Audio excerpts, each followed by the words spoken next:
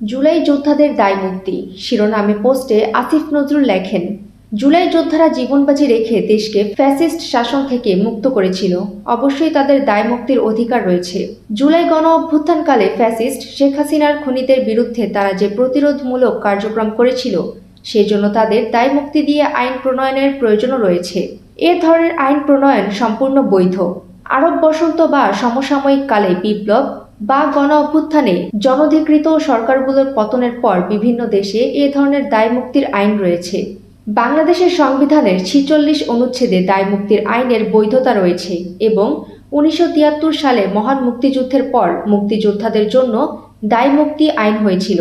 আসিফ নজরুল লেখেন, এসব নজির ও আইনের আলোকে আইন মন্ত্রণালয় দায়মুক্তি অধ্যাদেশের একটি খসড়া তৈরি করেছে।